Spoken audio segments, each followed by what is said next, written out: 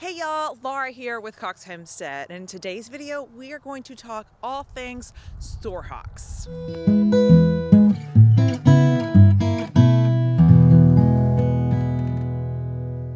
So what are sorehawks? Sorehawks are parts of the rabbit's foot that has been rubbed and worn thin. The fur has been removed, and that there is skin and fleshy parts exposed on the bottom of the rabbit's foot, also known as ulcerative pododermatitis. I'm sure I am butchering that, but I'm giving it my best here to make sure we're getting the proper term in there.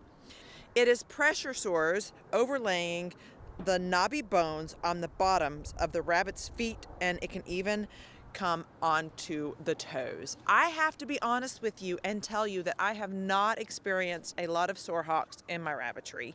Number one, I don't raise a bunch of rabbits that are prone to them. And number two, I try and make sure my practices and my conditions of rabbits prevent it. I have had 2 cases of sorehawks in my rabbitry. One was on a rabbit that was gifted to me so freely. So as you've heard me say in other videos, don't accept free rabbits unless you know who they're coming from and the condition that they've been in. And number 2, the other one that I experienced sorehawks from is because she had a very poor body condition. Her feet went out like this and they weren't straight in a line, which is like they're prone to have feet problems because of that. And she had a problem with her cage where some poop was building up that I didn't notice. So a combination of poor genetics or condition and a problem in her cage led to her sorehawks. I did end up treating her and she healed from them, but she ended up being a cull.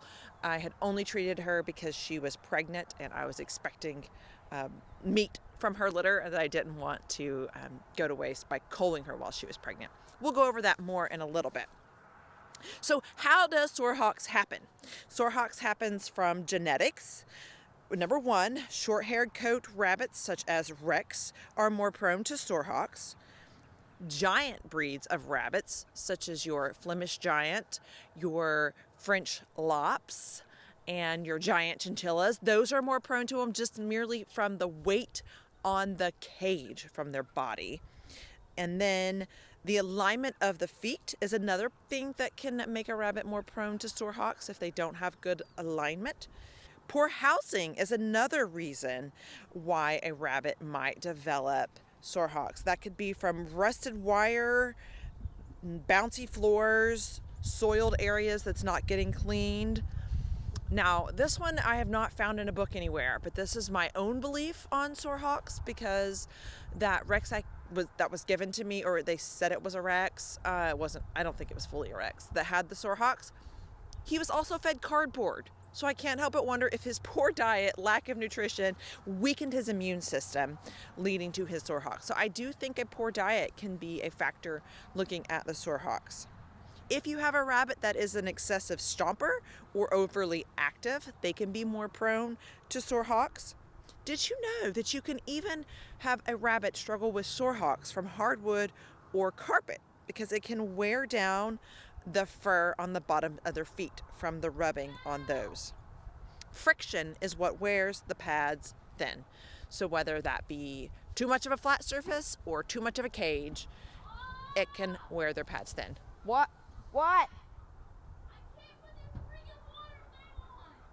Okay, just leave it there. I'll get it when I come out. How do I know that my rabbit has sorehawks? First of all, you should probably be doing a monthly exam on your rabbits to make sure that their health is in good condition, they don't have ear mites, you're checking their genitals for any disease, and you're checking their feet pad. Just an overall good health check is recommended for every month. So you want to look then. If you see something starting to develop, that's your first sign. Another way you might notice is if your rabbit's mannerism or behavior has changed. If you notice that your rabbit is sprawled out a lot more when they used to just sit in the corner, or they used to, if they're laying differently than they used to, or if you have a doe and you've given her a nest box and she's just sitting in it. That's how I noticed with my pregnant doe. She was just sitting in her nest box, which wasn't her normal behavior. That's when I got the red flag to check her feet. Also, if you notice that your rabbit is shifting their weight quite a bit in their cage, if they seem uneasy or seem uncomfortable, there's a good chance they might actually be uncomfortable. Another thing you might notice is that they are picking up their front paws and flicking them often. It's a bad case if it's also affecting their front paws as well as their back paws. This is most likely to happen on the back paws, but it can happen on the front paws too, and if it's made it to the front paws, and that's not good. Another sign you might see is blood around the cage, especially if you have a wood slat that they can sit on or rest pads that would leave behind a residue and you see that blood, that would be a sign. Any different mannerism in your rabbit, and you're going to want to check them out for a health check and see what's going on to see if their feet are being bothered by some wearing of the fur. First off, I want to show you what some healthy feet look like. Rabbits' feet are to be lined with a thick layer of fur protecting them from the wire or the floor, and they don't have pads exposed like a dog. Their feet are completely covered.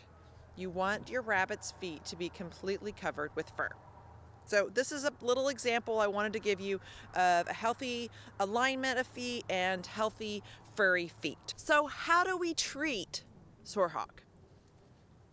Well, I hope that you have caught it early on and that those sores are just calluses. I hope that you're not finding this in your rabbitry with blood and infection already set in, but if you have, let's go over those steps. Even if it's just calluses, it's going to be the same procedure. If it is open wound, you want to first treat it for an infection with some antibiotic ointment or whatever antibiotic remedy you use. I've heard a lot of people also have good luck with A&D diaper rash cream. The second step is going to be making sure that they are restoring their foot's fur, essentially, and how you're going to do that. So you're curing the issue, you're curing the sores, and then you're healing the foot and restoring that fur back. And you're going to have to do that by giving lots of rest area for your rabbit, or even wrapping it. I have wrapped a rabbit's foot before with gauze, with like the sticky gauze that kind of latches down when you use it. I'm saying gauze, but I'm trying to think bandage, the elastic bandage. You just want to make sure and not get it too tight to cut off circulation. However, that comes with a disclaimer that you want to also make sure that they're not eating it off and going to cause themselves some GI stasis from eating their bandages. You have to weigh the pros and cons, kind of know your rabbit. Are they a picker, or do you think they're going to let it go? And you can kind of observe them and see. When I put it on my rabbit, she seemed thankful. She seemed happy to have that relief with the bandage on there, and she didn't pick it off. I know I was fortunate because that's not the case with everybody. I did read in one of my books that you could even use duct tape to hold a bandage on there if you needed to. Just be mindful that that's not touching their fur, so that they're not going to have a painful experience on top of their injury when you go to take that off of there. You want to make sure you're keeping the feet clean, and that also means cleaning the cage and making sure there's no poop remnants hanging out around, and that the cage floors are clean, the nest box areas staying clean. You want them to not be exposed over and over to poop and soiled hay and anything that's going to cause that infection to be worse or for an infection to set in. You want to provide cushioning for your rabbits, so whether that be a rest pad, a piece of wood, cardboard if they're not going to go crazy eating it, or also I do know that some people will pile straw in the corner of the cage where they're not using the bathroom and have that as the rest pad. I don't recommend that, but if that's what you have on hand and you want to try it, go for it. Maybe that's what you're already doing for your rabbits. I think that creates an environment for more issues, but in a time of need, they need something to be able to get off of that wire and rest those feet. It's also important that you provide some immune support during this time. They are dealing with an issue that is compromising their immune system, so some things you could do would be to offer some calf manna, some black oil sunflower seeds, and some whole grain oats. Those three things would help give their immune system a boost, allow their body to absorb the vitamins and nutrients they need to from their feed to help their body heal. You're not pulling that feed away. You still want to make sure and give their feed because that is a complete food for the rabbit. But those three things can help build their immune system to help hopefully fight off the sore hock issue. So how can we prevent this from happening in our rabbitry? You need to examine your cages often, keep the rest pads clean, offer some straw pillows, like I said, if that's your thing. I don't do that. And then keep their toenails trimmed. You don't want the long toenails coming in and causing sores on their feet either. So this is a video of a cull cage that I know has a poop problem building up, and I haven't cleaned it yet today. I'm having to clean it every day. And as you can see, this is a little bit more soiled than I would like. It's not terrible, guys. It's just, there's a little bit dried right there. Sometimes this happens when you have a pen full of rabbits, like in your grow outs. Gotta be sure to take extra steps to make sure you're keeping an eye on those grow out pens where there's a lot of rabbits pooping in the same spot. So this isn't terrible. This is not sore hocks, but this is some poop building up, which you do not want to see happening on your rabbit. I wasn't planning to show you this rabbit because it looks about the same as the other, but I need you to see his angry face. Does he not look mad at the world? I picked him up and he was like, not today, Satan. But his feet are just like that. This is the same grow out pen. This is not good. I would not sell these this way. If it was a little less, that other one, maybe I could clean it up and sell it. And I could clean this one up and sell it. I'm not planning to sell any of these from here, and I just cleaned out their pad. And I've got to figure out what to do. We really need to replace the whole bottom of that cage. It's double lined and it's causing issues in one spot for these rabbits in particular. It didn't do that with the previous one I had in there, but this this litter of rabbits is loving this one corner where poop is getting hung up. So it happens everywhere. You just got to pay attention, be diligent, and watch out for this right here. But hey, look at them straight feet, man.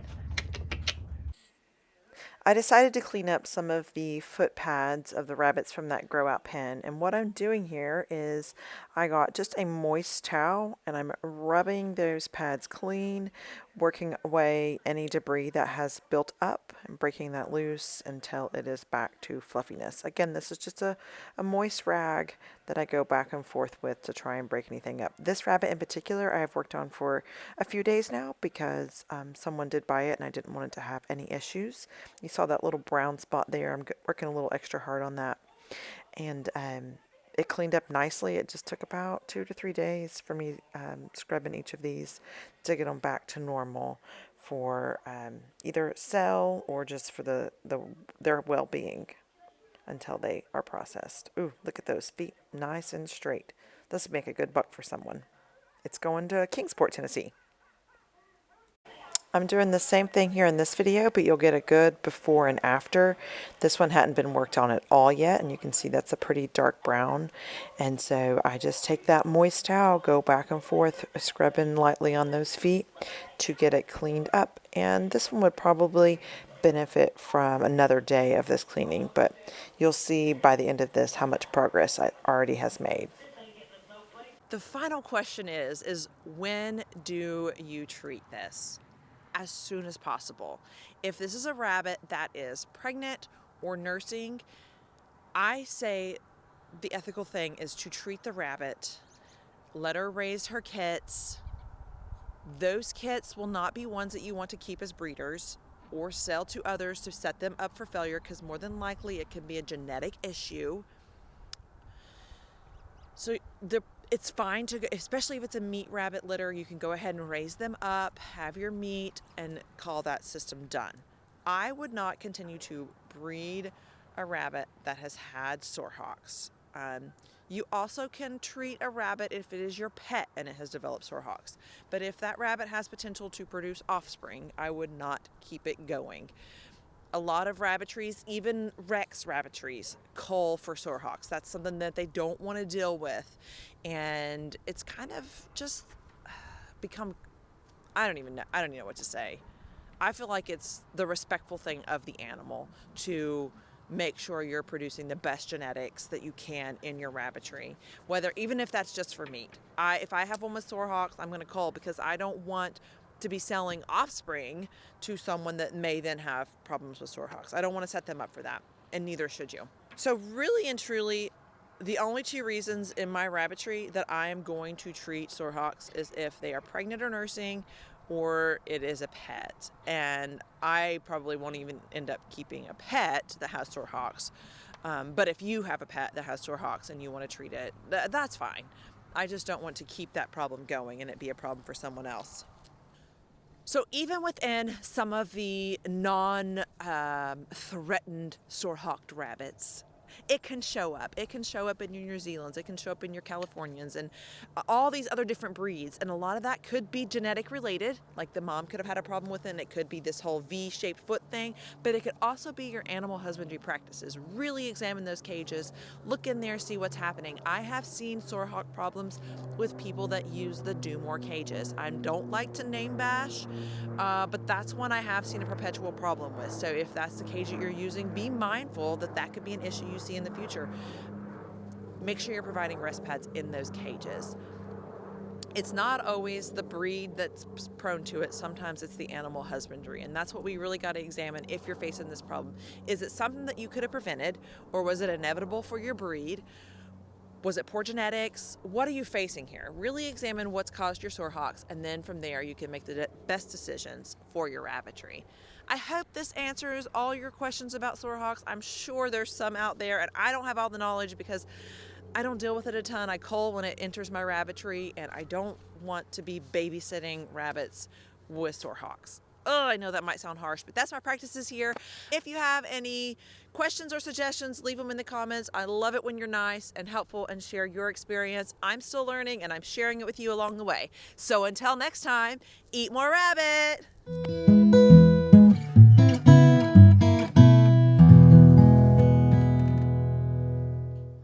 Two buckets, less than.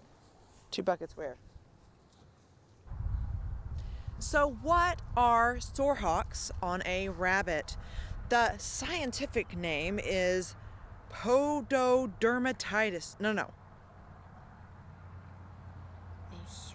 Okay.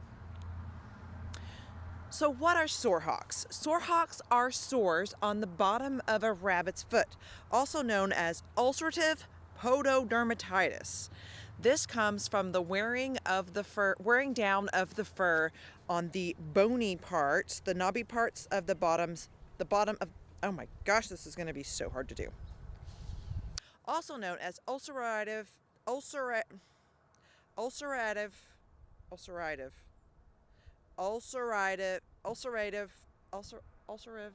my gosh, there's a bunch of deer.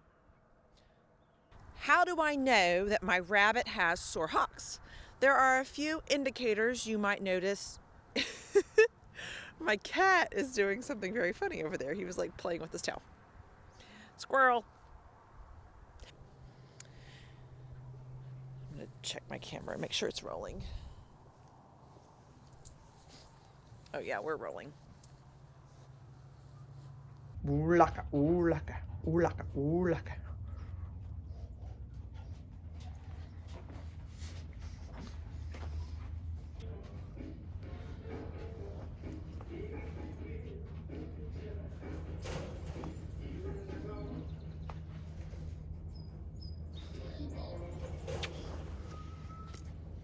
I hope that you take the time to, I don't know what I'm saying there.